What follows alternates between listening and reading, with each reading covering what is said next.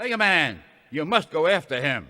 We don't know who he is, and it's dangerous to leave him alone. Mega Man.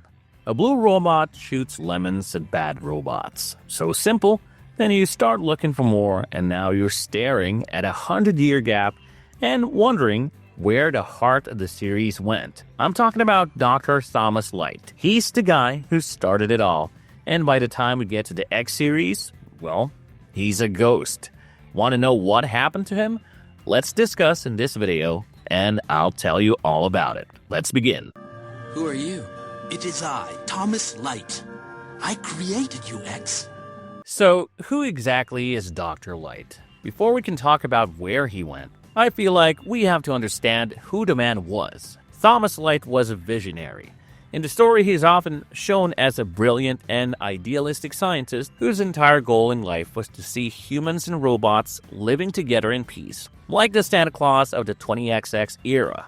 White beard, kind eyes, and a good heart. He studied at the Robot Academy, which is where he met Albert Wiley. Now, this is the classic friendship turned rivalry trope that I absolutely love. Light was the one getting the prizes and receiving the funding because his vision was nice. He wanted robots to be our partners, and Wiley, on the other hand, wanted them to be tools of power. I should say Dr. Light is the moral anchor of the whole franchise. When Wiley went rogue and stole Light's industrial robots, Light took Rock, a lab assistant he loved like a son, and at Rock's own request, converted him into Mega Man. Now, that decision must have been difficult for him. Throughout the games, you see that he's like a father figure. His peacefulness is why his disappearance feels like such a hole in the story. What is Dr. Light doing during the classic games?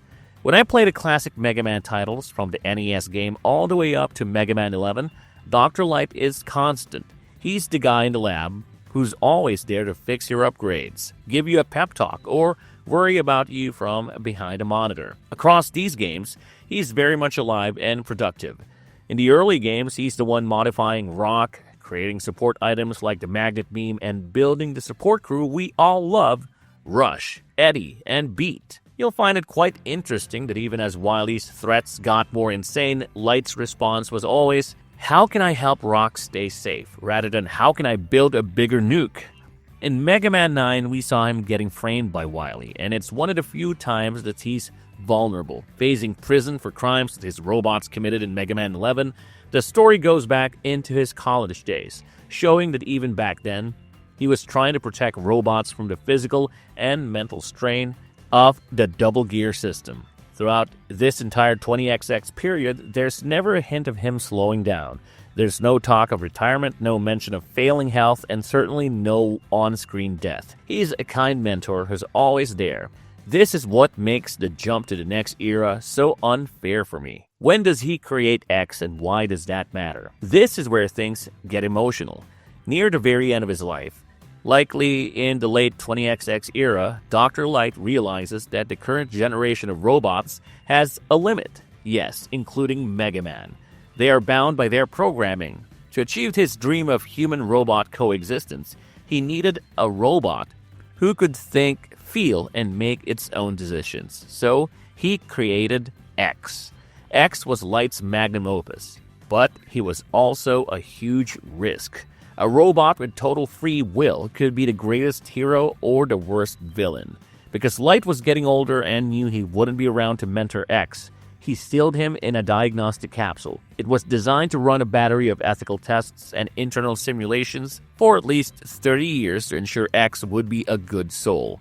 This moment is the last stand of the living Dr. Light. When he records that final message for whoever finds X, you can hear the weariness and the hope in his message. This is the last solid point in the timeline where we know for a fact that Thomas Light is alive. He's an old man saying goodbye to the future. It's the last time we see him as a flesh and blood human. Why do we still see Dr. Light in the X series? Now, if you played the Mega Man X games, you know that Dr. Light isn't exactly gone. He pops up in hidden life capsules to give X armor parts and advice.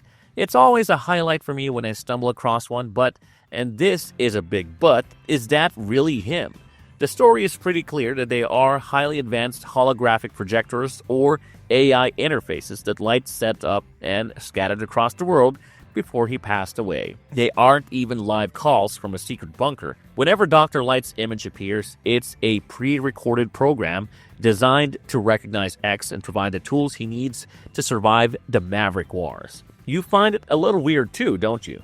X is basically being raised by a digital ghost.